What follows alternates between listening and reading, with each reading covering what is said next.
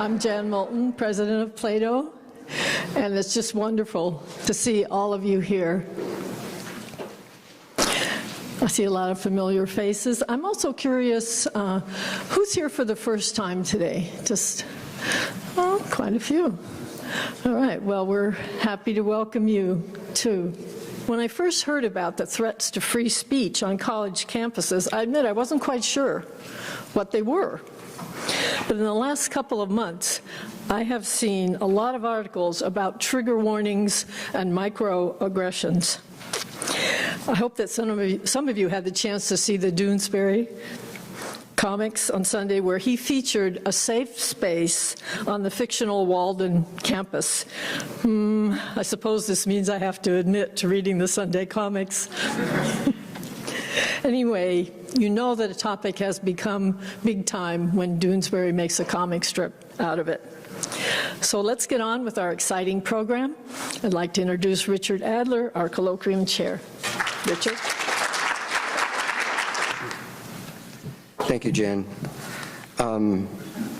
If you notice the poster on the way in, it has sort of a boyish look to our professor. And that's why I took this one, which I think better symbolizes and displays my feelings for the professor, which I'll get to in a minute. But I just wanted you to see him. This is the way I see him, not the boyish look on the poster outside. Since I'm a big admirer of Professor Volokh, the first thing I wanted to get right was the pronunciation of his name. So I should mention Bill McGovern here because he sent me off in this direction. So in order to check out, to make sure that Bill McGovern's pronunciation was right, I went to the professor's famous blog on the Washington Post, and there archived away in May of 2009 with 30 comments from readers was the following, quote, this is an explanation of his name.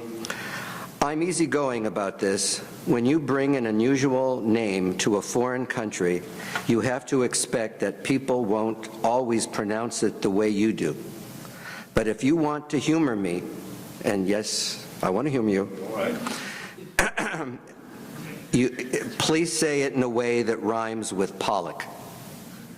So let's all say, welcome, Professor Volokh.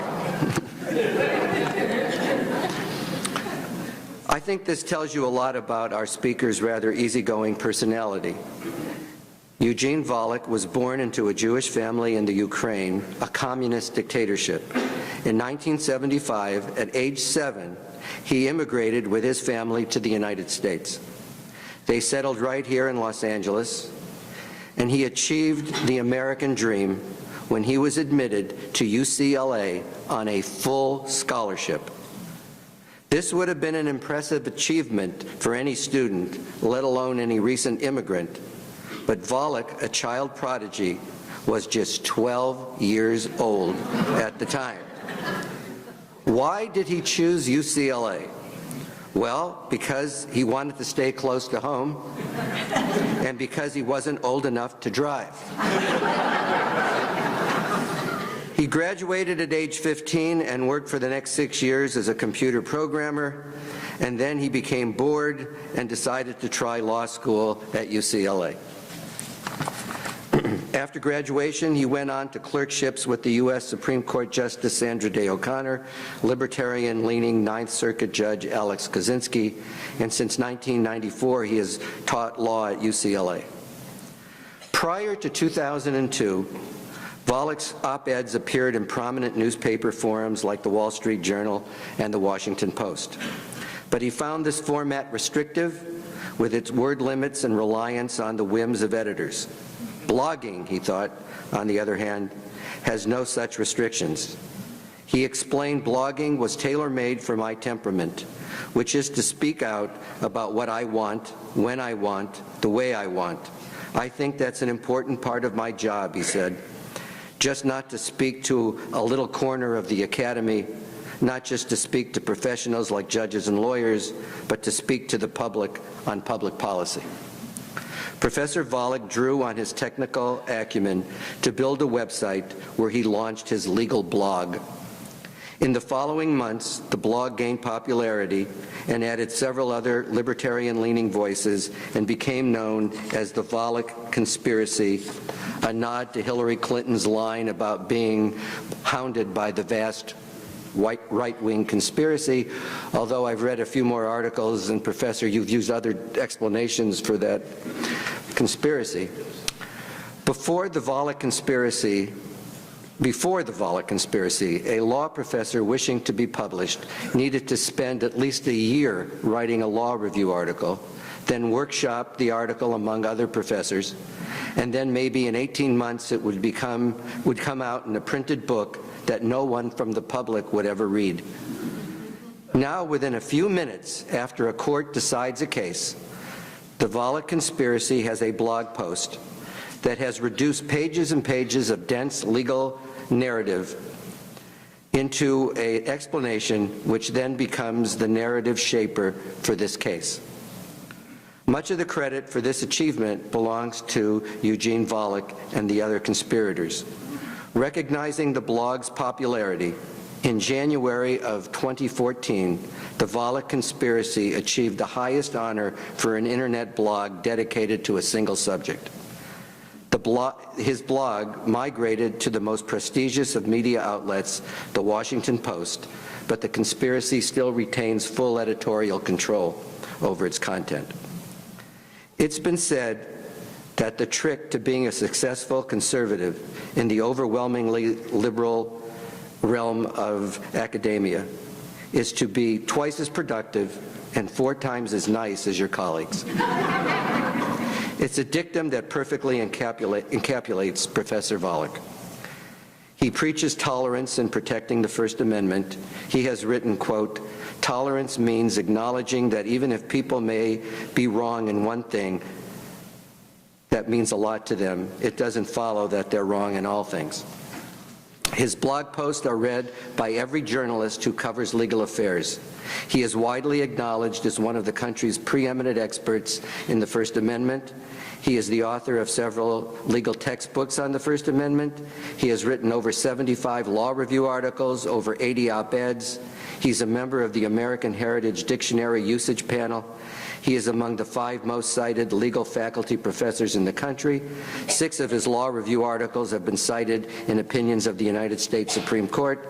29 of his works have been cited by federal district courts. Finally, let me conclude by mentioning that, like Professor Volokh, I too have designed legal software. In the 1990s, I designed the jury instruction selector, sold by West Publishing and currently sold by Thomson Reuters. To show you the high level of Volokh's achievement, my software over the course of, let's say, the last 10 years has maybe 35,000 views on Westlaw. 35,000 views on Westlaw. Professor Volokh's Volokh Conspiracy gets about 35 to 40,000 page views in a single day. The Volokh Conspiracy has revolutionized the law's place in public discourse. Professor Volokh may be from the Ukraine, but he's an American internet pioneer, and to me, he's a hero. Thank you.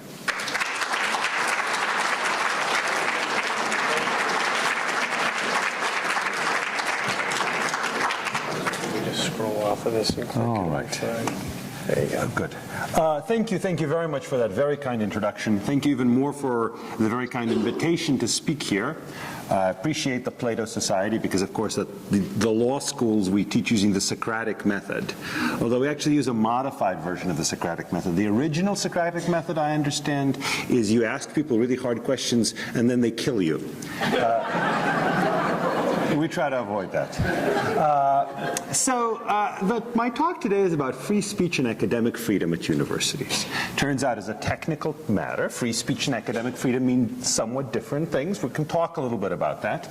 But it's, of course, part of a greater whole, part of a question of to what extent are American universities upholding the tradition, which I think has served universities very well, tradition dating back many decades now, of allowing speech both by students and by faculty faculty that many people find offensive, many people find wrong, whether it comes from the left, from the right, or somewhere else, because the theory is that that is the way universities function best at uncovering the truth, at having a wide competition of ideas rather than having someone say, no, no, we know what's right and you can't say anything else.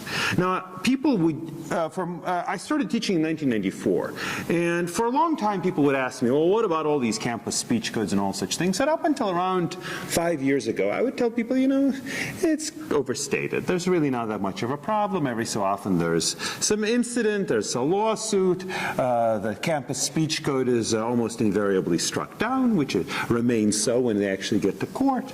Not much of a problem. And then about 5 years ago, I started seeing that there really was a problem, that for whatever reason, and I really don't know why, but for whatever reason, there was a surge in really worrisome things. Some of them are restrictions on free speech in the sense they may actually be illegal, may actually be unconstitutional. Some of them may be constitutional in that the university actually does have a good deal of authority over certain aspects of discourse at the university, but just, I think, very troubling. Let me start with one of them that really highlighted the issue for me. And this had to do with a moot court problem. Now, how many people here have a legal education? Oh, well, that's quite a few. So even those of you who do not have one must have surely heard about moot courts. Moot courts are programs usually run by students, although under supervision of the faculty. They're an important part of the academic experience, even if not formally of the curriculum at many schools. And they involve students pretending to be lawyers in a real case, hence the moot court. They write briefs in the case, and then they argue before judges, and usually the final round is judged by quite august judges, state Supreme Court justices, Court of Appeals judges, and such. And one other thing to keep in mind, because it's important for the story, is that many moot court problems are so-called closed packet problems, which means that the students are given a packet of cases, and they're supposed to limit their arguments to those cases. So what's being tested and trained there is writing and crafting arguments and oral presentation of those arguments, but not research. It doesn't have to be that way, but that's often thought to be better because that helps guide everybody in the right direction from the perspective of the cases that are out there, makes it less likely that someone will come up with just a completely different sort of argument that becomes harder to judge. So for pedagogical reasons, most of these things are closed problems. The other thing is that, for obvious reasons, by and large, the problems that are chosen are exciting, high-profile cases, preferably pending before the U.S. Supreme Court, and preferably involving constitutional law. Usually the First Amendment or Fourth Amendment are standbys. So a couple of years ago, there was a case, a very interesting case, had the prospect of being important, and then the court, as it sometimes does, ended up getting rid of it on statutory grounds and resolve the constitutional issue. But at the time, it looked like an important First Amendment case called Elonis.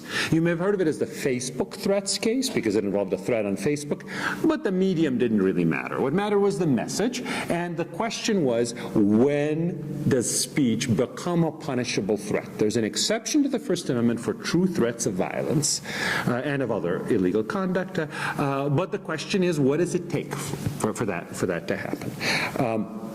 And the problem is that in 2003, the Supreme Court had decided a threats case. It was Virginia v. Black. It was a cross-burning case. It was only the second case the Supreme Court decided on threats as such, the first being in 1969. So you'd think that that would be a pretty important leading case, but the trouble is the court said some things that just caused more confusion for lower courts. And as a consequence, there had to be a follow-up case where it aimed to clear up the confusion. Query whether it actually succeeded, but that was the plan. So far, a completely standard moot court exercise. By the way, I should say this is at a law school, at a top 20 law school, at a nationally regarded law school. So here is what happened. The students submitted this course back to their faculty advisor for review. And again, that's a useful thing to have, because the advisor could say, wait a minute, you missed this really important case. Or, you know, the way you're presenting the problem, people could come at it from a completely different direction. It would be quite legitimate, but it would fail to test the things you're trying to test. But that's not what the advisor said. No, the advisor said you have to remove Virginia versus Black from the course spec. Why would we do such a thing? They said, after all, the only reason aloneness was up before the court is because of this language in Virginia v. Black, which also happens to be the leading precedent of the subject, which also happens to be one of only 2 Supreme Court precedents on the subject. And the advisor said it is because it's a cross-burning case, and Black students might be upset at reading about a cross-burning. No, this isn't one of those, I don't know, you could imagine a case from the 1890s which said, yes, cross-burning is a lovely thing. No, these are people being prosecuted, criminally prosecuted for cross-burning. No, said the advisor, you can't have that. So of course the students said, well, but wait a minute, we have other materials in the course spec. The other materials, of course, are Court of Appeals cases. Naturally, those Court of Appeals cases have to talk about Virginia v. Black and talk about its facts, because that's what Court of Appeals cases do, is they talk about the Supreme Court precedent. The advisor said, oh, no, I've got a plan for that. You have to black out all of the parentheticals explaining the facts of Virginia v. Black. So the students went to an administrator, and another administrator, and a third administrator. All 4 people, the original advisor and the 3 administrators, all said, yep, you have to remove this. By the way, note, it isn't that the Black student group actually asked for this. They didn't know anything about this. And ultimately, I'll give it away, there was a happy ending. Everything was properly restored. There were no complaints from students. These were administrators anticipating that there might be problems and then insisting on doing something. It's not a First Amendment violation that they insisted on. I don't think there's a First Amendment right for the moot court board to have a particular precedent in the packet, because it is, after all, a school function that is subject to faculty member editing. It's just that what they insisted on is something that's antithetical to legal education, antithetical to teaching students how to think about law, which includes thinking about cases involving bad people doing bad things. That's a lot of court cases. Ultimately, what happened is they went, with the help of a faculty member, to a 5th administrator. And the difference is the 5th administrator was somebody who'd come from the kind of the tenure ladder. She was someone who was a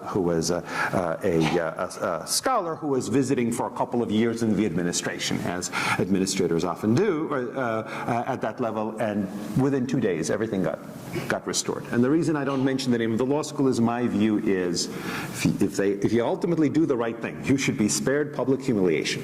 But I can tell you, this is exactly what happened.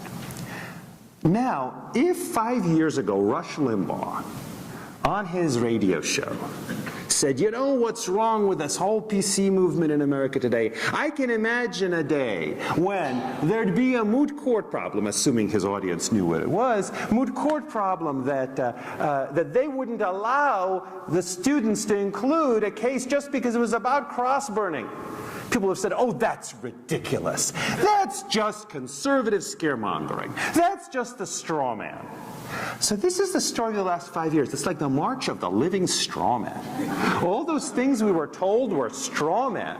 All those things that, of course, would never happen, because all the administrators were saying, all we're calling for, administrators and activists and such, are kind of little things, small steps to make things more pleasant, more safe, more welcoming, better climate for everybody. Of course it's not going to slide down the slippery slope. Slippery slope, that's ridiculous. That's just a fallacy. Trust us.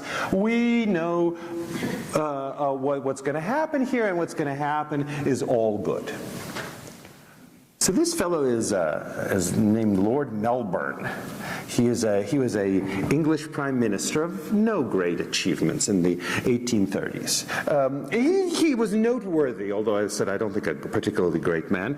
The city of Melbourne, Australia is named after him. He was also known because his wife was involved in an extraordinarily prominent prominently reported sex scandal involving Byron, the poet. So she fell in love with Byron, had this affair, which, of course, humiliated Melbourne. She was the one who coined the phrase about Byron that he was mad, bad, and dangerous to know. Melbourne is also known because when the king selected him as prime minister, he was quoted as saying, well, he's basically the least bad of all the options. But for my purposes, the only reason I'm using him is because of a quote. It's a quote you may have seen. It was making the rounds on the internet. I checked it up. It apparently is from a biography of him. So it's attributed to him, but attributed to him a long time ago. So at least it wasn't just made up 5 years ago by someone on the internet. And that is, he was talking about something, and he said, what all the wise men have predicted has not happened. And what all the damn fools said would happen has come to pass. So this is what happens again. The short version of what we're seeing on campus is, imagine Rush Limbaugh, who is somebody who I think is a gifted entertainer in many ways, but I think he's not thought of as kind of someone who's sort of a deep analyst of the academic scene, is sometimes seen as being somewhat over the top. Imagine the things that he would predict, that all the wise men would say, that's ridiculous. And you will find that thing, whatever it is, at an American university. So let me give you an example. This is the flag of Hamas. This flag, in part because Hamas has obviously a Muslim religious foundation, that flag has the name of Allah in it. Now, I happen not to know that beforehand. I happen not to much care about it. It's the flag of Hamas, and I don't much like it, because I don't much like Hamas for obvious reasons. Neither did the San Francisco State University Republicans. So what they did is they had a protest where they trampled on the Hamas flag. By the way, this one reason that I don't like it is this is what Hamas says in its charter. Offended students, not those offended by Hamas, offended by someone trampling on the Hamas flag, filed charges of attempt to incite violence and create a hostile environment and actions of incivility in violation of a campus speech code. The university begins a months-long investigation of college Republicans. Now, eventually it comes out in their favor. But look, if you are a student organization in the university, even, as they say, the process is the punishment. Even the fact of your being investigated and a question of whether you as an organization or you as members of the organization would be disciplined is itself a pretty powerful deterrent on speech. Imagine, by the way, what would have happened if the college Democrats had decided they wanted to trample on the Confederate flag. Seems to be a perfectly sensible thing for them to do.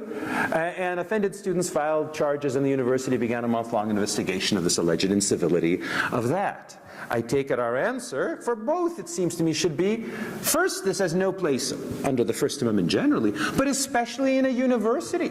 In a university, you should be free to challenge whatever orthodoxies. You should be free to trample on the American flag. You should certainly be free to trample on the flag of a terrorist movement. That was not the view of San Francisco State University until eventually they went to court and the federal district court struck down the speech code on First Amendment grounds. Now, this is a book called Notre Dame versus the Klan. If you squint really hard, you'll see it says how the Fighting Irish defeated the Ku Klux Klan. There's a Ku Klux Klan, of course, what people sometimes forget was anti-Catholic as well as anti-black and anti-Jewish. There were, in Indiana, the Ku Klux Klan was quite active, I believe, in the 20s, and there was basically kind of a street battle between Notre Dame students and the Ku Klux Klan, which the Notre Dame students won. And this book is about that. The janitor was reading this book at a university, Indiana University, Purdue University of Indianapolis, IUPUI. So that's the full name. And he was disciplined. He was told, you used extremely poor judgment by insisting on openly reading a book related to historically and racially abhorrent subject in the presence of your black coworkers. How could you think that it's okay for you at a university to be reading a book on a racially abhorrent subject? The fact is, most history is about historically abhorrent subjects, whether racially or sexually or religiously or something. Unfortunately, that's history for you. But according to university, that was not something that people had a right to read. Again, if you imagine somebody hypothesizing this, saying it won't be at universities, it's not just that you couldn't read pro-racist books, you couldn't even read books about racism, you couldn't read books that mention Klan on the cover. Oh, that's ridiculous. And there it is. So now we're back to UC, to my own institution, or at least my own system. This was a document that was emailed around to various departments. I think it was throughout the campus to administrators and some faculty at one university, various other, within certain departments at other universities. As you know, at universities, a lot of these things happen on a campus and department basis.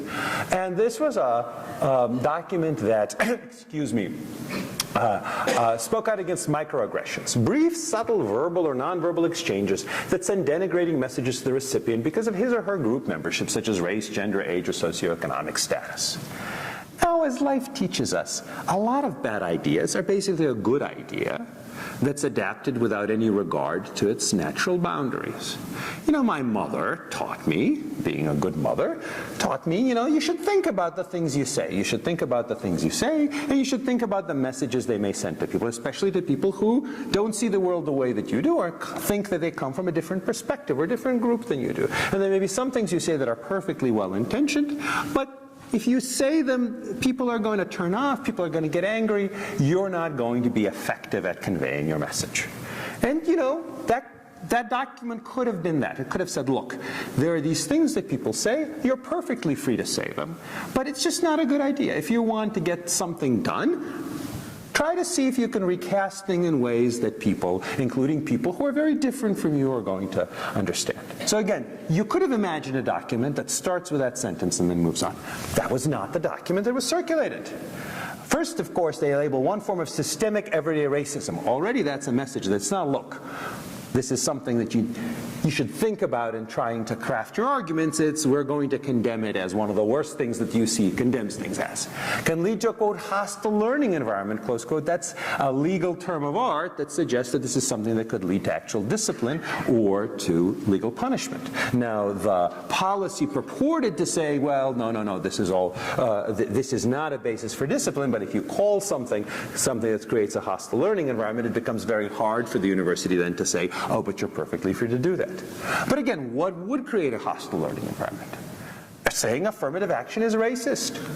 America is the land of opportunity. Everyone can succeed in this society if they work hard enough. That's what the university administration was formally condemning as racism and creating a hostile learning environment, as something that, of course, the message to people who are not like me, people who don't have tenure, people who are lecturers or tenure track but not yet tenured, or graduate students, whatever else, is don't express these views. You express these views, we're going to treat you as a racist. We're going to conclude that you are violating hostile environment rules. So that's troublesome enough, it seems to me. We'll get to things that are even more troublesome. But I should say it's not a First Amendment violation. The university was careful to articulate it as this is not a prohibition. This is just our message, and they're entitled to convey their message under the First Amendment. But it is a very serious threat to academic freedom. That this is something that sends an unambiguous message deliberately sends a message to people who don't have tenure of employment, that there are certain views that are just not allowed at the university. Well, there's another thing. This was a proposal, but a formal proposal by the administration to the regents. The regents ultimately rejected it, although there were problems whether they implemented a substitute. But again, this wasn't just some weird extremist student group. This was an administrative body that suggested this to the university, asking the university to condemn behaviors that do not reflect the university's values of inclusion and tolerance. And again, good idea. It could be taken too far. You could imagine a university saying, look, yeah, you're perfectly free to use racial epithets to each other under the First Amendment, at least in kind of public fora, but it's not a good idea, and we want to condemn it. We want to speak out against it. All right. right. But what are such behaviors? By the way, the behaviors, even though again the university claims we're not setting up a speech code, it says violate our right to work free from expressions of intolerance.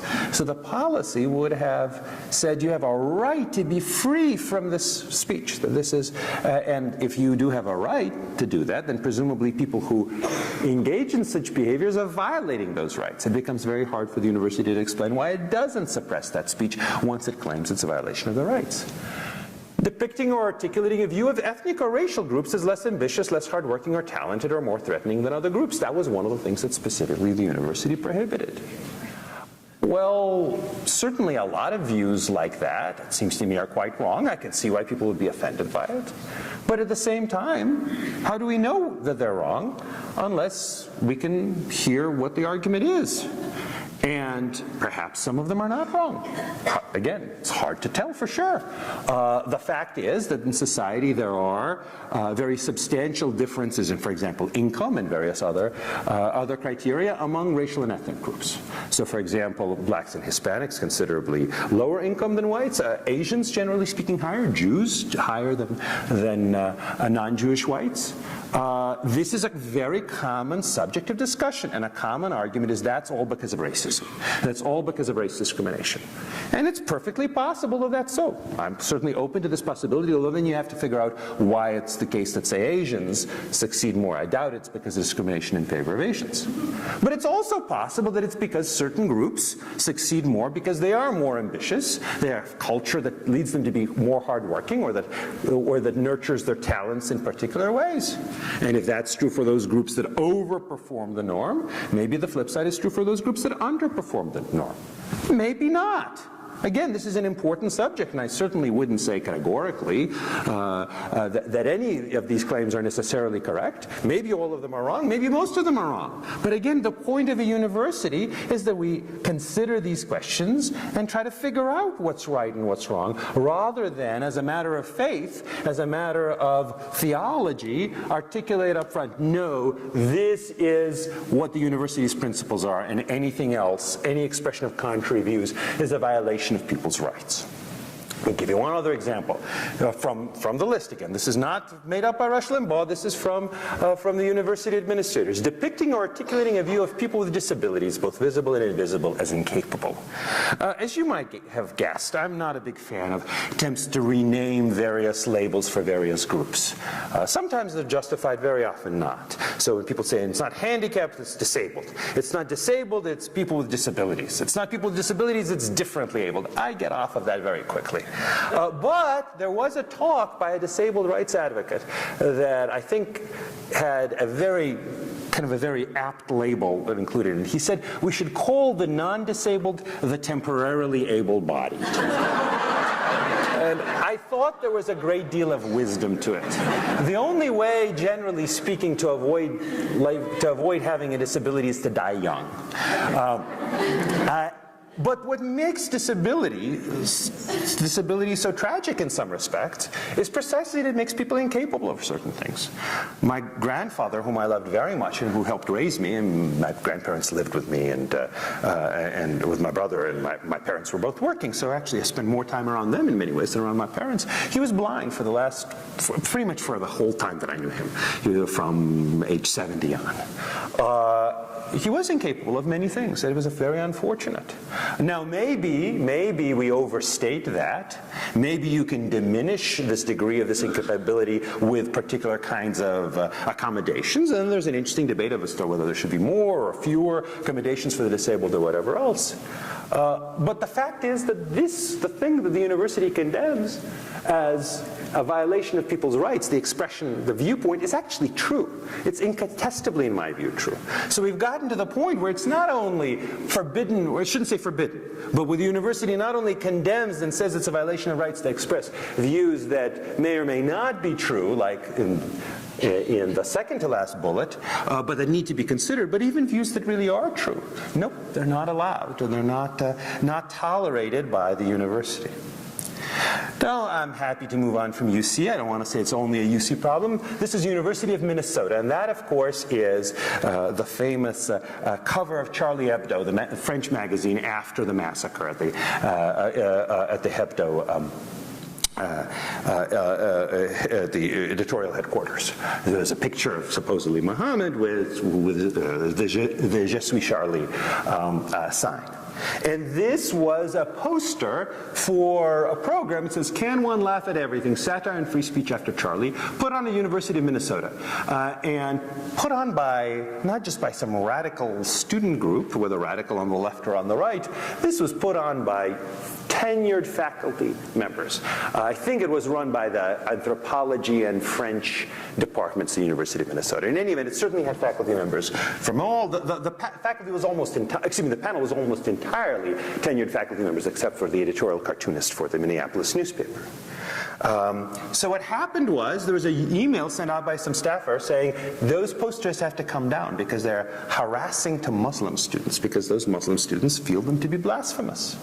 The dean, to his credit, said, "No, absolutely not, that's ridiculous," and rescinded the email right away.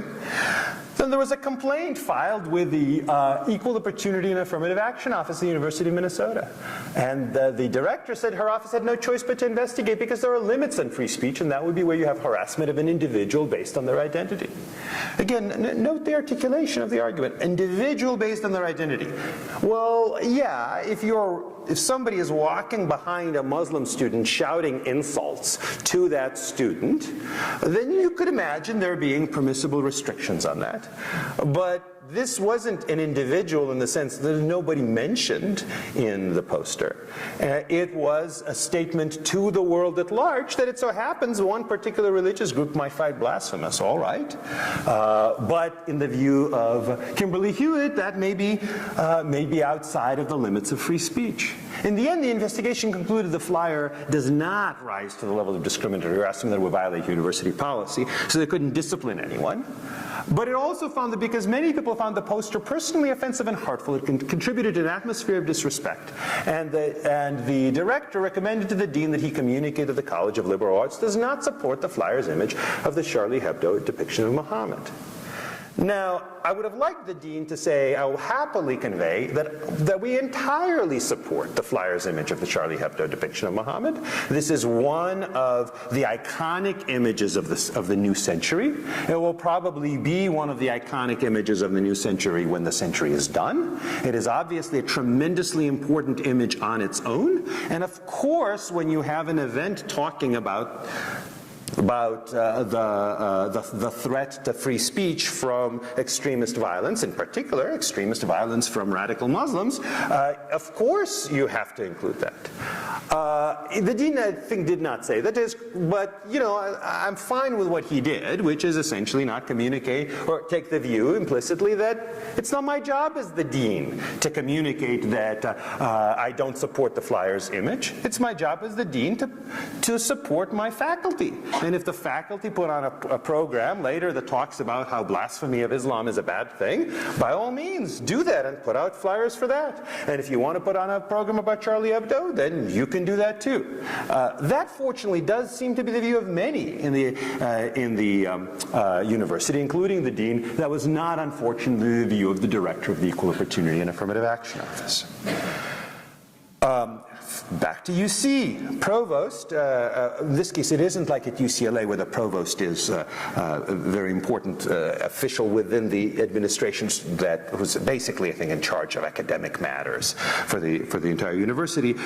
This provost was somebody who had a particular administrative position in particular colleges within UCSD. So one of these provosts publicly put out a statement saying that he expects that any violation of UCSD's code of conduct will be treated with the greatest seriousness and draw the fullest sanction. What was that? What was that violation that he was contemplating? Why people were writing, build the wall, deport them all, Mexico will pay, make America great again, and Tritons for Trump in chalk on the sidewalk. And before you say, well, but maybe that's technically vandalism, you can imagine that being the rule, except at UCSD there's an official policy that says it's perfectly fine to chalk on the sidewalk. Not on walls, but on the sidewalk, perfectly fine. And yet this is something that the provost took the view should be treated with the greatest seriousness and draw the fullest sanction. Now, I'm not a supporter of Donald Trump. I will not vote for Donald Trump. I could certainly see why Hispanics and Muslims and lots of other people, women, but White men like me too, white non-Muslim men like me too, might dislike him and find him offensive. But obviously this is part of the rough and tumble of political debate. The provost should say, look, people find it offensive, you put up, you write in chalk on the sidewalk, Trump is a horrible guy for the following reasons. Perfectly fine. But again, that doesn't seem to be the standard reaction among many at the university. Tufts University concluded that student newspaper harassed Muslim students, so that was a violation of university administrative rules by publishing a critical parody of Islamic Awareness Week. And this is in a newspaper, I think was in an issue that's generally devoted to parodies. You may have heard about the Douglas Muir incident at the University of Virginia. And what happened was Douglas Muir, in a comment to a Facebook post, posted about Black Lives Matter, said, "Black Lives Matter is the biggest racist organization," errors in the original, "since the Klan. Are you kidding me? Disgusting." Now, that's a really foolish view. I am not a full-on supporter of Black Lives Matter. I think, for example, the platform of many of the groups, for some reason, ends up bringing in Israel, and bringing in Israel in a way that I find to be quite offensive and unjustified. There are interesting things to be said about the Black Lives Movement. This is not one of them. This is a foolish little rant. But free speech is supposed to protect even foolish little rants. So Muir then took leave from the university in response to the hostile reaction he got. He's actually coming back. And I was at a conference, the university president said, look, it was all his choice. And we just accommodated his judgment that he should apologize and take leave. And it's possible. It may be that he was sort of sincerely regretful. He realized, that was a stupid thing for me to say. I don't want to look like a stupid guy at the university. I'm going to apologize and I'm going to take a leave for a few weeks until things die down. But here is the official statement from the University of Virginia Engineering Department, which is one of the departments in which Muir teaches. A recent comment regarding the Black Lives Matter movement has raised serious concern about UVA's engineering's commitment to diversity, inclusion, and support of populations that are traditionally underrepresented. While free speech is a fundamental principle, Mr. Muir's comment was entirely inappropriate, and we do not condone actions that undermine our values, dedication to diversity, and educational mission. Our faculty and staff are responsible for upholding their values. Mr. Muir has agreed to take leave. Doesn't sound like he has volunteered to take leave. He's agreed to take leave and is preparing his own statement to the community. We expect our faculty and staff to create a climate that supports and engages all. This incident has illuminated the need for further dialogue. Now, again, you could imagine a different statement. UVA Engineering is not in the business of policing what its faculty say, but we've got to say that was a really foolish thing for the person to say. You could talk perfectly free at UVA to talk about Black Lives Matter, but just say thoughtful things. Obviously, whatever you might think about it is not remotely like the Klan, and we're kind of embarrassed that somebody associated with UVA would say something so foolish, although, of course, we realize that Facebook makes it easy for people to do that. That would have been a statement that I think would have been quite justified. I certainly would not have faulted it, but that's not the statement that it made. Nothing in this statement suggests that its condemnation is limited to foolish or shallow claims about Black Lives Matter. The message here would be equally applicable to the most recent criticism of Black Lives Matter or of other similar movements. After all, if he had explained why he thinks Black Lives Matter is a mistake, because the real problems facing black community are predominantly black-on-black crime rather than police violence or something along those lines, a much more plausible argument whether you agree with it or not, university's critique would still apply, right?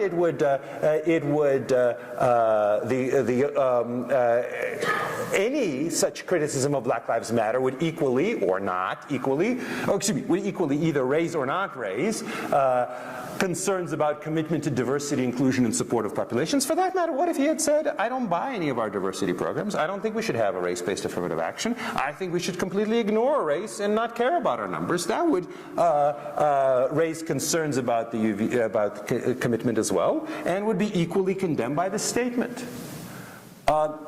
Note at the end it says this incident has illuminated the need for further dialogue. What's the message about dialogue that this conveys? What kind of dialogue would you feel safe if you're not a tenured faculty member at UVA? And I don't mean safe in the sense of safe from criticism. I mean safe in the sense of safe from being fired. For engaging about the Black Lives Matter movement following a statement like this. Okay, I'm going to skip this. And let me just close with one other thing. And I think it's helpful to talk about because, you know, it's good to talk about free speech that is protected even though I very much dislike it. I support Israel. I think it's dealing with problems that are extraordinary and dealing with them in ways that I think are probably as good or better than probably most other countries would have. As somebody once pointed out, if people were routinely shooting rocket launchers into San Diego from Tijuana, then there would probably be a much greater military reaction by the U.S. Than has happened by Israel. So I'm in principle generally supportive of Israel. I also do think that a lot of criticism of Israel stems from anti-Semitism.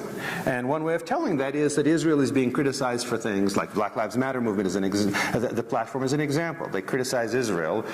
They don't mention China. They don't mention North Korea. They don't mention any of the many other countries which are much more oppressive than Israel. Israel, a country where Arabs vote, and Arabs actually play an important role in the political process. Certainly the neighbors of Israel are much more suppressive of the rights of both minorities and the majority in their group than Israel is. Nonetheless, I think that speech critical of Israel, whatever I may think of its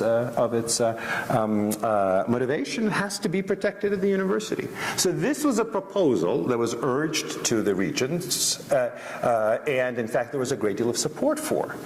So again, it isn't just some loose proposal. The proposal was to adopt the State Department definition of anti-Semitism.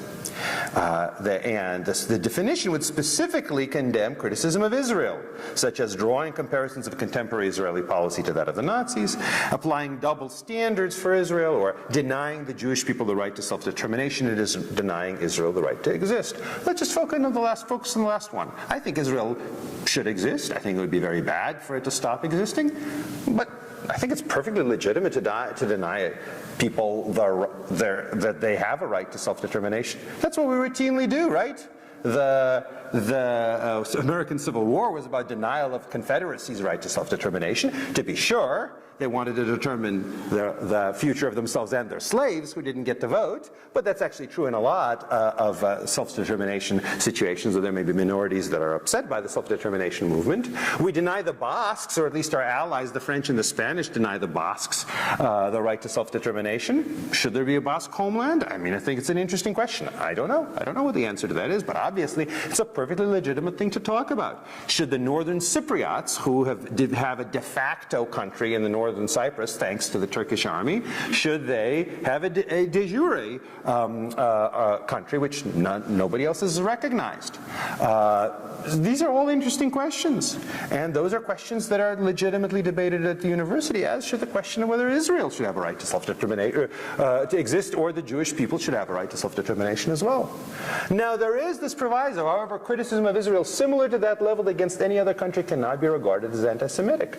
But how much comfort is that to somebody who says, look, my thing is Israel. That's what I'm criticizing. I may be doing it because for kind of ethnic reasons of my own, or family reasons, or just that's what got me interested in this. You know, I don't know how I would criticize the Turks in Cyprus, or the North Korean government, or China and Tibet. I haven't studied this.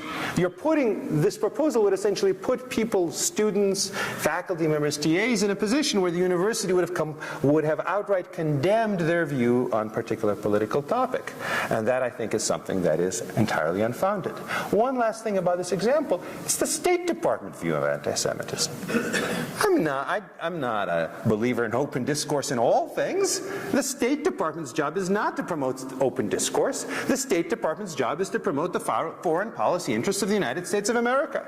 And while I think it shouldn't do that in ways that are dishonest, it's both wrong and counterproductive ultimately. It's sometimes even just, diplomats are known as people, I guess, who lie for their country. That was a definition that I recall hearing. And I think there are a lot of things the State Department should do. But just because we think the State Department should follow an orthodoxy that is in the service of the American foreign policy, I don't think that universities, there should be any place there for an orthodoxy on Israel or any other topic. With that, I close, and I think we have time for Q&A.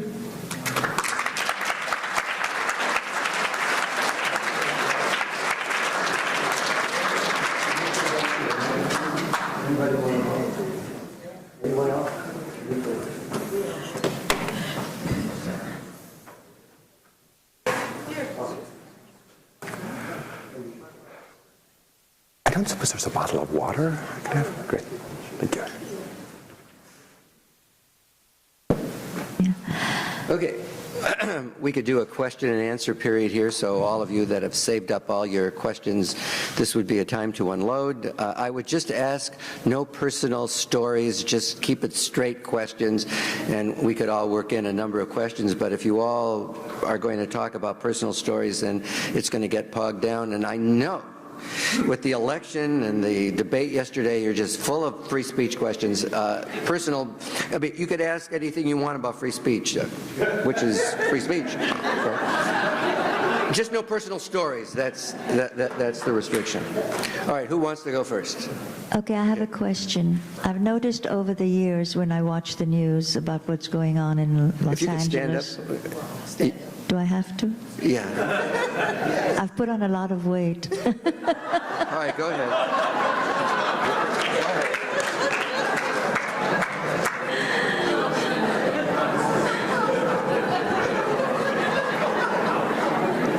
Okay, my question is, it's very lopsided.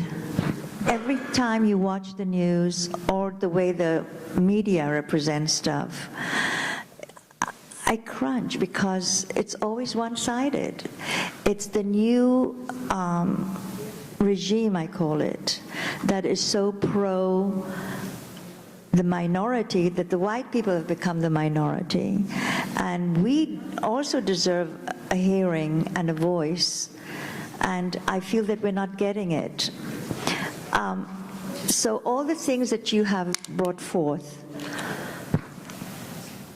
it's always on the side of other people.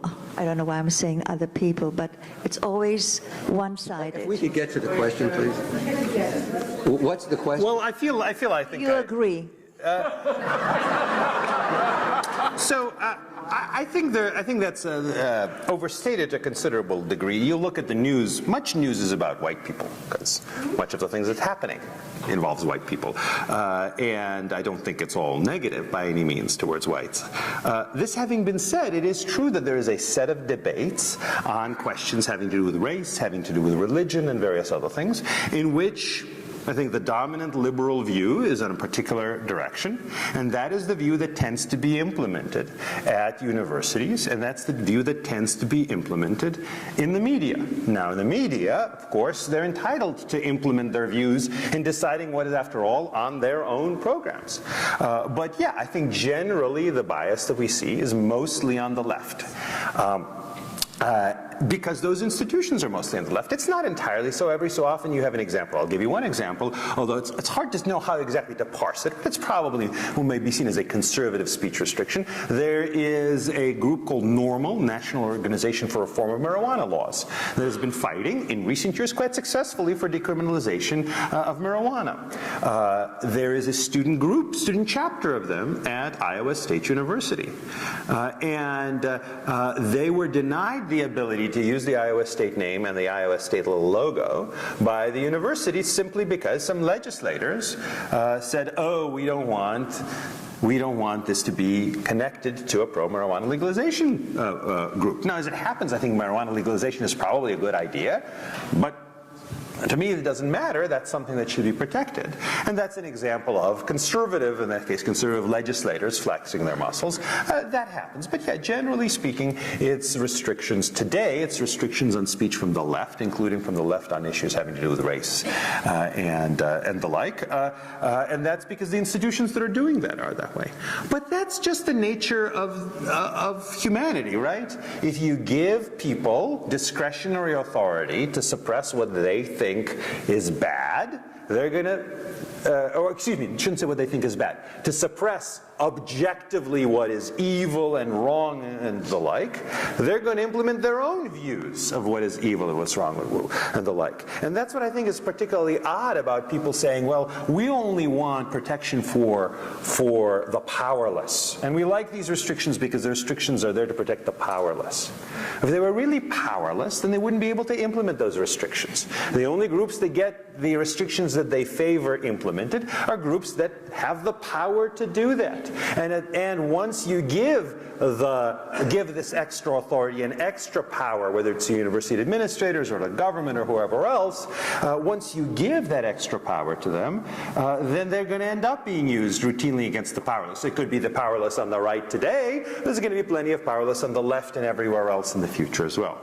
But as I said, with regard to the media, I don't think there's much to be done about it. The bottom line is the media get to decide what editorial positions to have. More importantly, the media get to decide what they think is worth covering and what they think is the objectively fair way of covering that. You may disagree with that, but the bottom line is that that's the way it is, and that's why I think one reason why the various conservative media, not all of which I like, have flourished recently, because people end up wanting to watch things that have the same prejudices as they do. It may not be great for American democracy, but that's human nature. Okay, Jan, you had somebody. Go ahead. Yes. You have very successfully articulated the problem. What's the solution? Well, there are many solutions. Because there are many different facets to the problem. So one solution is, I think there are important First Amendment principles that need to be upheld. There are groups that do a very good job of doing that. So for example, there's the Foundation for Individual Rights in Education, which was founded by Harvey Silverglate, who's a prominent, very liberal Boston lawyer, a Boston civil liberties lawyer, and Alan Charles Kors, who is a prominent conservative University of Pennsylvania professor. They're extremely effective. Nowadays they're effective at litigating, because they've recently started litigation project. They're also effective at publicizing things and at writing letters to administrators, and much of the time it works, actually, because often what happens is it's not official university policy to depart from these academic freedom principles. It's just some administrator who is violating the official policy, who probably often just doesn't know what he's doing. So I think that that's something that, so groups like that, I think, are doing a great job, and they should be supported. I support them whenever I can. Another thing that's important that's related to that is publicity. I think much of the time, once you air what's going on, people see it, and people will react to it, and react to it in ways that, if the thing is foolish, in ways that I think help kind of block the flow of the folly. Every so often I actually get some I guess Jewish groups is probably as good a way to describe groups that are concerned about Jews on campus and about support for Israel and the like, saying, you know, we need a speech code. We need a speech code at the University of California, because look, here are all these anti-Israel groups, many of which are really overtly anti-Semitic, and they're doing these horrible things, some of which may in fact be illegal. Maybe if it's vandalism, or if it's physical attack, or if it's what happened at UC Irvine where they shouted down the Israeli ambassador. That was illegal. It was actually prosecuted. There were convictions. I say you don't need speech codes. You need video cameras. These people can be their own worst enemies if only you show the world what they're doing. If you show the world them shouting down the Israeli ambassador, that's going to help undermine their cause more than anything else. Napoleon is said to have said, never interrupt the enemy while he's in the middle of making a mistake. He didn't. So I would amend that to never interrupt him, but always videotape him. So I think those are important things. Now there are some things that unfortunately are harder to deal with, because they have to do with academic decisions, not just student groups, but universities deciding things like, what should they say? Universities, as I said, do have the right, university administrators do have the right and the duty to say things. And in fact, some of the time they should be criticizing certain kinds of speech as basically not conducive to thoughtful debate, not conducive to reasoned argument. You can't sue them and say, we demand that you stop making these statements. But It would be nice if they made those statements in a more thoughtful way themselves and in a way that doesn't unduly suppress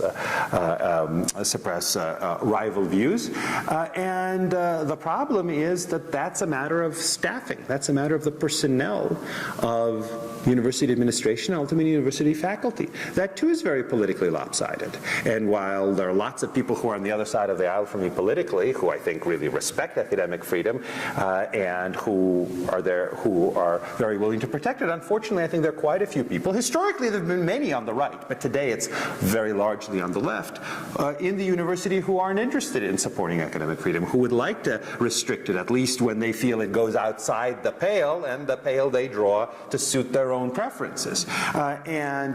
You know, that's hard to deal with, because that's something it's a problem that happened over decades, and I'm not sure how there's a good solution except over decades.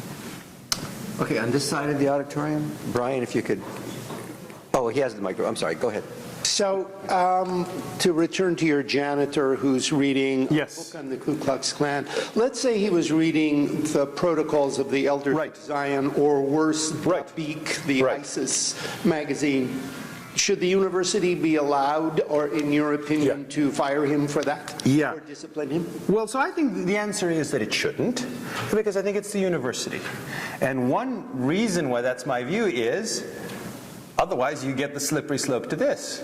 And it's not a hypo, it's a real incident. The fact is, you don't hear a lot of stories about somebody at a university sitting and reading the Protocols of the Elders of Zion, or sitting and or coming to work in a Nazi uniform. There's a reason for that. Social pressure does actually a pretty good job of suppressing a good deal of offensive speech.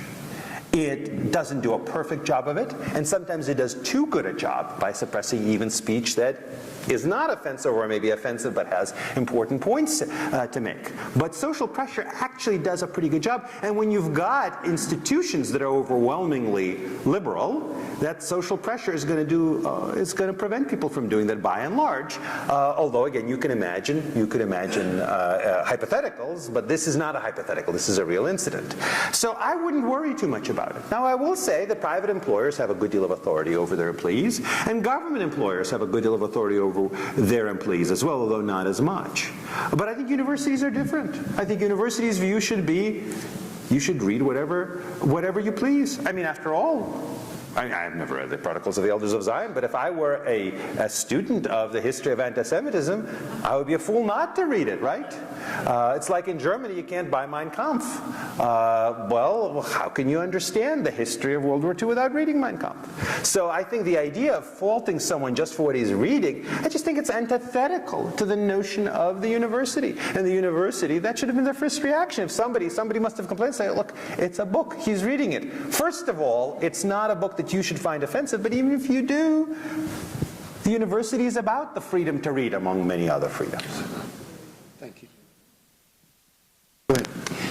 I was struck when you mentioned at the outset that 10 or 15 years ago you didn't perceive this to be an issue, and I think you're right. I mean, and that pretty soon afterwards, maybe 10 or 15 years later, you saw that as being a serious issue.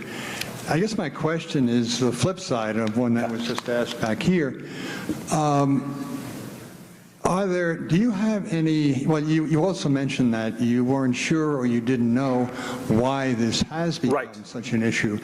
Do you have any ideas about it, or do you know of any studies about why the timing of this thing? Why is this happening now? I don't know. And actually, I'll tell you one other thing that I don't know, that I'm actually much more upset that I don't know. And I think nobody knows. So in 1991, the homicide rate and the violent crime rate in the U.S. was basically double what it is now. In some aspects of the violent crime problem, was more than double. We have had a more than 50% reduction of violent crime since 1991, the last 25 years. It mostly happened in the first 10 years, but then it's continued since. That is a remarkably wonderful development. But of course, it's also one of those things that you wonder, well, How do we keep it from happening, from reversing? Well, the first step is to know why it happened, and nobody knows. And they have some guesses. Some people think it's like severity revolution. You lock up enough people, and in fact, actually, a lot of them are ones who would be committing crime. Some people speculate other things. Some people think it's because less lead in the air. Some people think it's because more abortion. Lots of people have different views. By the way, those are perfectly serious, credible theories out there. It's pretty clear it's not because of a decline in, say, poverty. The connection between crime and poverty is very complicated. It's two ways. We know that poverty sometimes causes crime. We also know that crime causes poverty. But we do know that even though there have been bad times, recessions during that era, and good times, in fact, doesn't seem to have affected things much. But we don't know, and that's shocking and it's appalling. But it just shows that some of these things are very hard to grasp. I don't know exactly what happened. I do have one conjecture, which is part of it may be what scholars sometimes call path dependence. Just something happened, and because it happened and the reaction was a particular way, something else happened. And then over time it grew, not because somehow it was dictated from the beginning, there was this broad pressure for it to happen, but because the first reaction begat another, and we ended up kind of sliding down one side of a place where things were used to be balanced rather than the other. And part of the thing is behavior that is rewarded is repeated. And many people find it very rewarding when they get to censor speech they don't like. Makes them feel powerful. Makes them feel like they've sort of flexed their muscles. And they've managed to succeed. So what's going to happen? Are they going to say, okay, fine, we won. All right, let's go home, do something else? No, they're going to want more. And other groups are going to want to do the same. This is something I call censorship envy. That if you see that, look, all sorts of offensive speech has to be tolerated, it's easier for you to tolerate the speech that offends you. But if other groups are getting the speech that offends them suppressed, you feel like kind of a patsy if you don't try to get some of that action. So again, behavior that is rewarded is repeated sometimes by other people who want to get the same reward. So I don't know what the overall cause was, but I think part of the cause is that people have gone in too much for, well, let's compromise, let's give them something, them being the people who are calling for speech restrictions, and that has not satisfied people's desires. That has only exacerbated their desires for more censorship. Yes, Professor Volokh. That's me. Over here. Yes. My question is about political correctness. One major university in Northern California has suggested that we should use Z-E, for he or she. Right. And Zier for him or her. Right. So my question is, how much has political correctness continued to affect speech and free speech on college campuses? Right. So I don't much care for the term political correctness because it merges together a whole bunch of different things.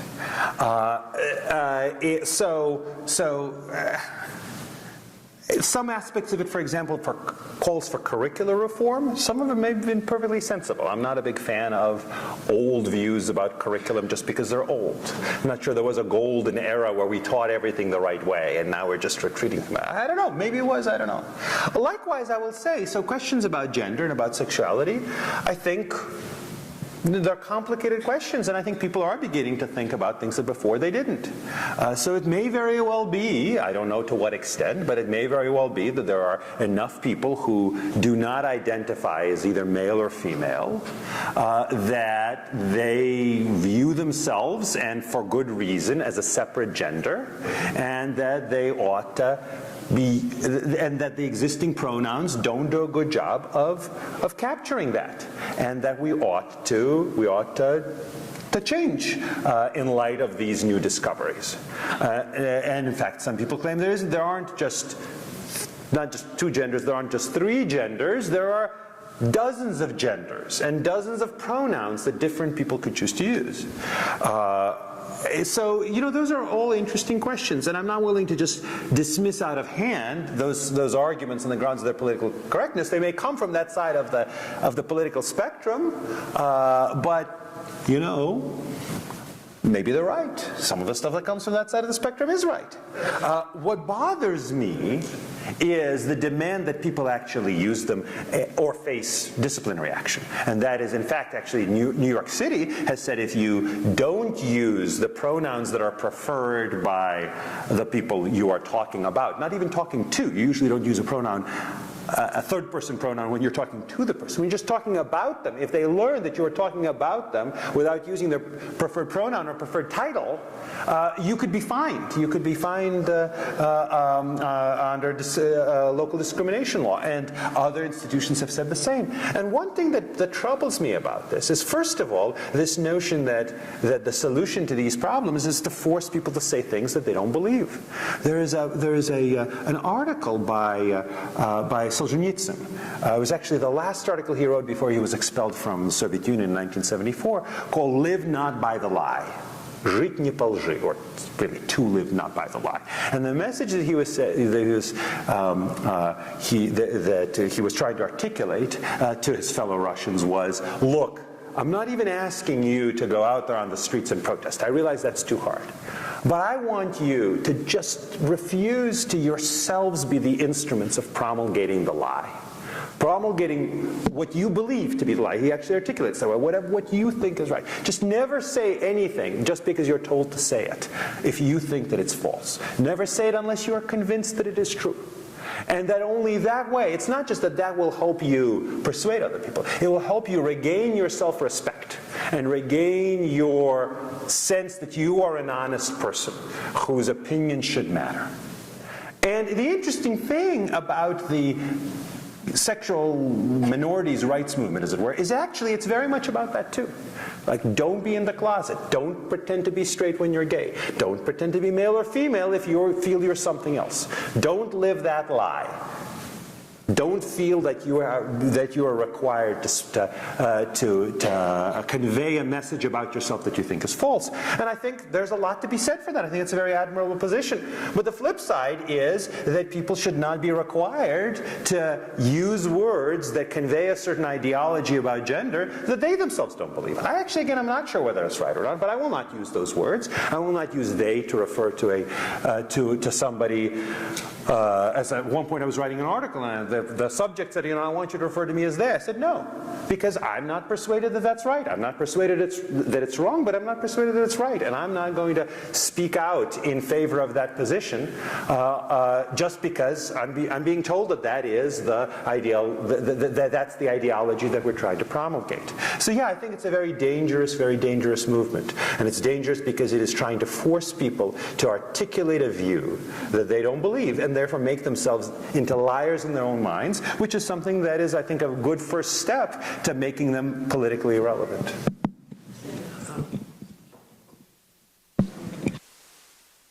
I saw an article in the New York Times Sports section. I saw an article in the New York Times Sports section today that struck me as raising some. I know you don't like the term political correctness, but it struck me as raising. A woman, a person that was born a woman, decided to go for a transgender process. Hockey on a women's hockey team. Mm-hmm. I mean, suppose somebody... I'm sorry, so she was born a woman, now identifies as male, but is still playing on a woman's hockey team. Right. Okay. Suppose this was in the university context.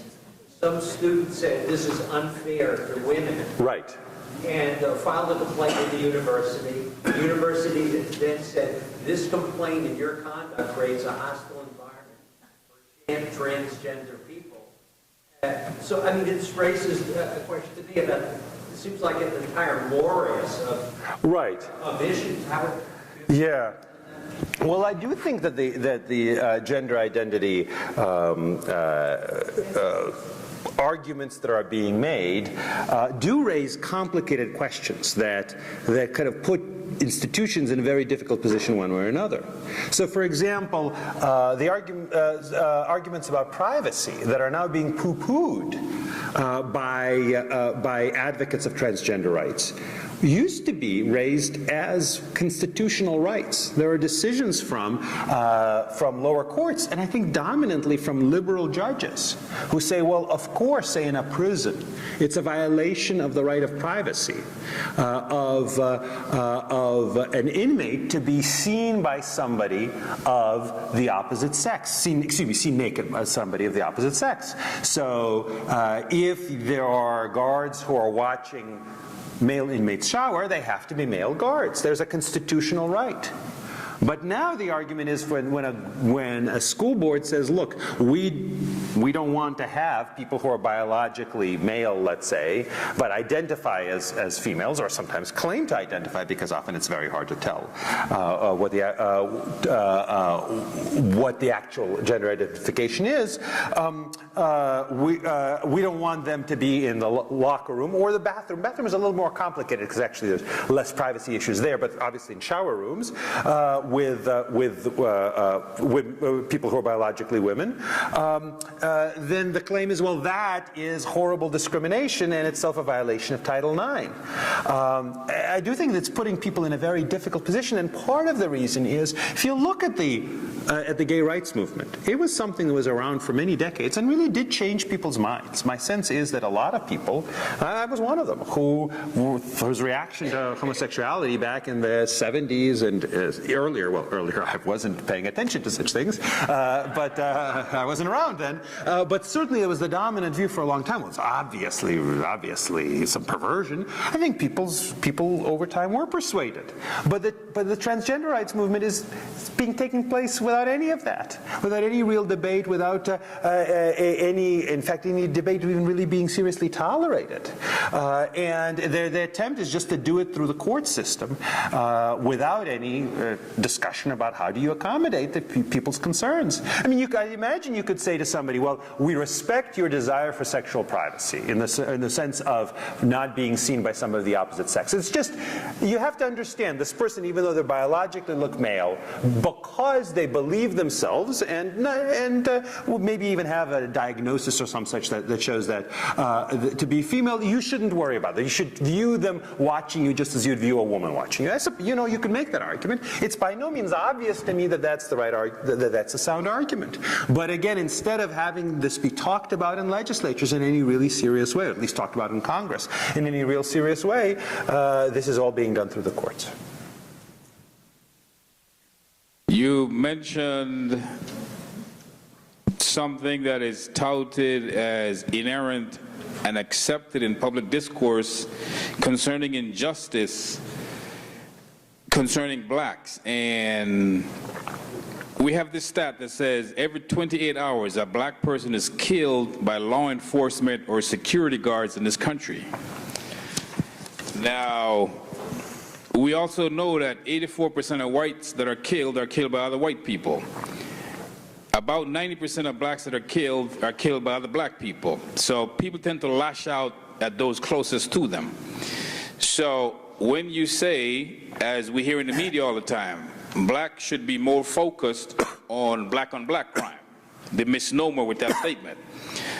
The high numbers of murders in black communities has to do with ineffective policing. So I just want to, what a false argument that is. We hear it in the media all the time. What about black and black crime? Crime is crime. So I just want to know if you might want to comment further on what I see as a false argument. Your position is, I think, one that people err, and maybe a lot of truth to it. Maybe ultimately you're right. It may be that the reason there's so much black and black crime, in fact, the argument often is made, is precisely because there's enough police hostility to blacks, that the consequence is there's black hostility to the police, it becomes harder to police black neighborhoods, and as a result there's more black on black crime. Certainly perfectly plausible position. When I mentioned the contrary view, that was an example of something that other people say that is also a plausible position, that is also something people should be free to say. I'm not an expert on that aspect of criminology. I'm open to the possibility of I'm open to a lot of possible explanations for the problem and a lot of possible solutions for the problem. My point is simply that the university should be a place where people are free to say what you are saying and then free to argue against what you are saying. And in fact, if you are right, and you may well be, but the only way we'll know that you're right is if people are free to raise the opposite argument, and then, over time, those who study this will say, well, look, you know, we've heard all the arguments, and it turns out, I don't know what your name is. Manuel. Manuel. It turns out Manuel's argument is the right one. If there was this debate, then in that case, I would feel quite comfortable saying, all right, if this has really persuaded the scholars in the field, I think that that's worth a try. On the other hand, if one side of the argument is allowed to be made in the university, but the other side is not, whether because of a formal speech code or because the university sends the message essentially, if you're an untenured faculty member or maybe even a tenured one and you say this, we're going to come down hard on you, then in that case, I could never know that your view is right. Because until people have an opportunity to try to prove it wrong, we can't know that it's right. I think that's a basic principle of science, whether social science or other. Well, I want to thank you for your answer. In the words of Henry Louis Gates, wherever I go, I look for black people. So I just thought I had to mention something since I heard. All right. Thank you. Okay. One word I didn't hear, I'm back here, is diversity. Okay. That's another word like political correctness that I'm not wild about. Just two brief things. One, I was behind a car where she had on the windshield in big letters, diversity includes heterosexuals, Christians, and on and on. I wanted to thank the woman. But there, at least two major universities have had symposiums or conferences in the last week, which were no whites allowed. And a diversity office, I guess a dean for diversity was hired at Syracuse or some university back east who wanted to include every student, and the affected students said, well, you can't include the white students and the Jewish students because they're not diversity. What do you say? What do you think about this? So again, I think that one thing I don't like about diversity is it does mean so many different things, some of which are sound, some of which are not. I don't know about the incidents that you mentioned, and one needs to know the details. So for example, if there's a university-run conference that is put on that says no whites allowed or no whites in this program, that's illegal. That's a violation of Title VI. It's a violation of state law. It's just not, I mean, it's against the law. Now, some of those laws are less enforced than other laws. Most laws are under-enforced. You know, it tends to be under-enforced regardless of the race of the parties. But it may very well be that that one is particularly unenforced in those situations. But there's already a law against that. Now, there are these diversity programs, which are basically ways of universities getting more people of particular racial groups, and it's generally blacks and Hispanics, because those are the ones that tend to be underrepresented relative to their share of the population. Now, I don't support those programs. I think that university admission should not consider race. But I think that's a separate issue. Again, there's an interesting debate to be had about. In California, the voters banned those at public universities. Prop 209 back in 1996 was also done at some other states. In other states, it's legal, and certainly private universities often do that. And again, it's an interesting discussion. It's not a discussion where the First Amendment sort of settles the matter. It's maybe a 14th Amendment question, it may be a sound educational policy question. It's not a free speech or academic freedom question as such. But it's true when these diversity arguments aren't just being used as arguments about whom to let in, but also because sometimes they are being made this way. Because we've let in people of these particular groups, we need to create an environment for them where they don't hear criticism of their cultures or of affirmative action more generally, or of whatever other criticisms they find particularly to kind of go to their identity. That's, I think, bad. It's bad not because diversity is bad. It's bad because restricting speech, whether it's speech that offends majority group members or minority group members based on race, based on religion, based on whatever else, restricting speech at the university is bad. Oh, well, if you don't have anyone, I have a question. Okay. Hi. When you were talking about the foolish statements posted on Facebook by the person at UVA, I was thinking about the much more egregious case, perhaps you know about, in Kansas, where a professor was posting regularly on her Facebook page extremely vicious anti-Semitic diatribes. She was not saying those things in class. She was saying them on Facebook. Right. And so I think it's a difficult question. I would really value your perspective.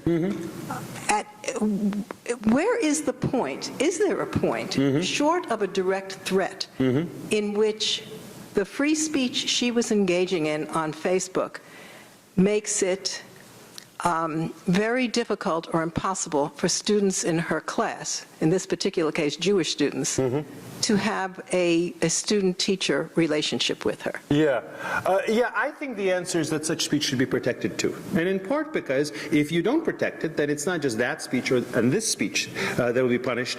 We see again, we don't have to speculate about slippery slope because we see the slippage. Look, let's say somebody expresses really harsh things, not just about Muslims, but about particular strains within Islam. My sense, Islam is a religion of over 1 billion people. There are a lot of Islams out there.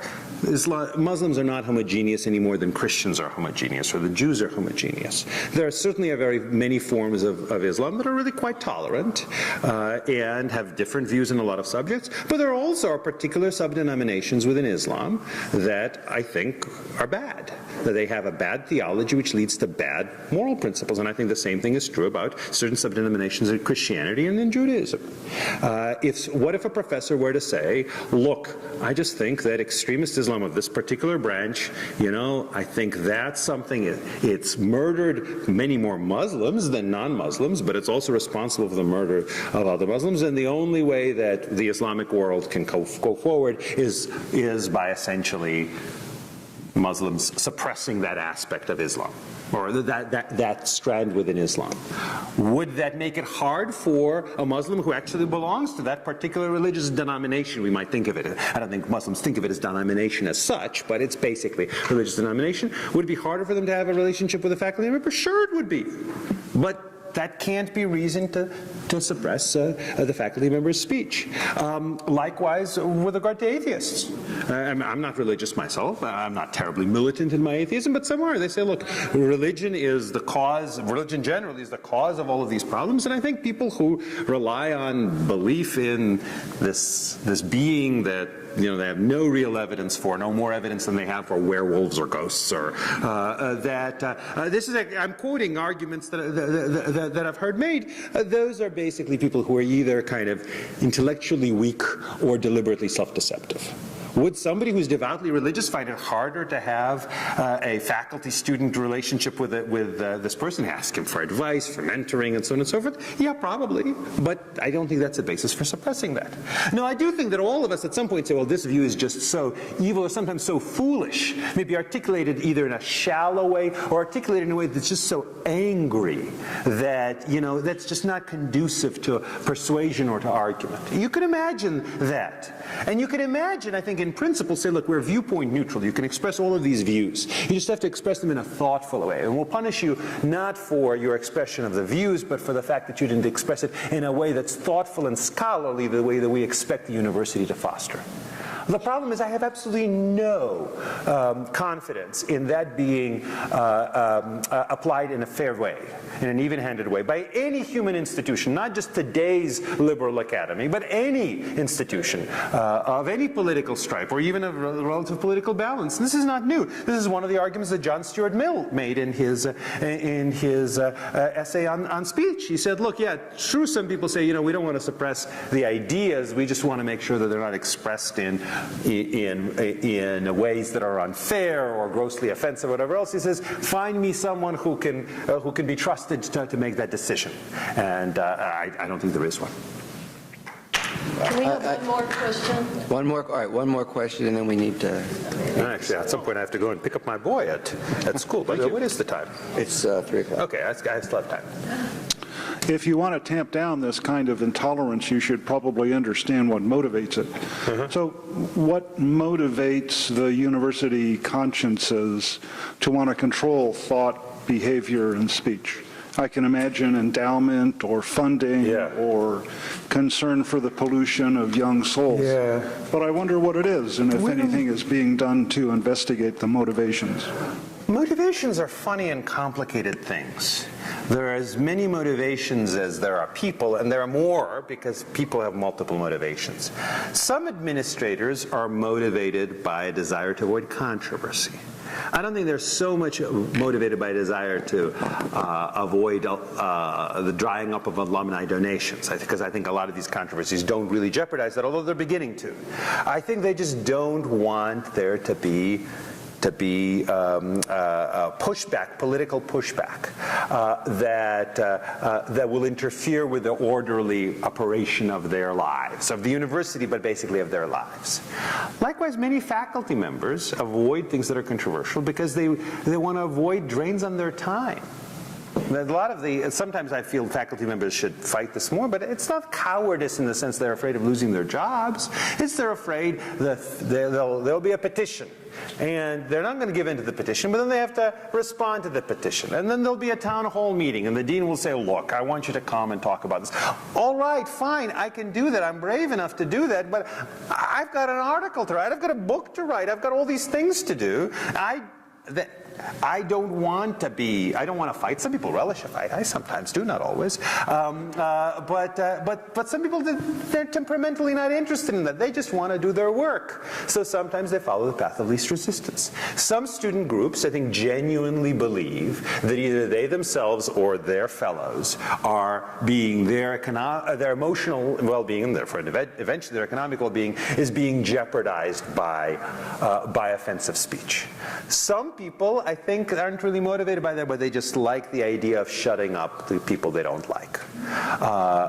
So it's complicated. Some people really think that some speech is blasphemous, and they feel their duty to God is to try to suppress that speech. Some people have kind of the secular equivalent of that. So it's an interesting question. You're right, it's always good to try to think about motivations, and in particular cases it might be helpful. If you know the motivation of the adversary, you can maybe either persuade him or figure out how to best rebut him. But I think the motivations are very complicated, especially if you look at the big picture nationwide, and I think it would be a mistake to focus on just one of them. Thank you, Professor Volokh. Thank you. Thank you very much. I noticed that your have a band light on. Yes, it's for enlightenment.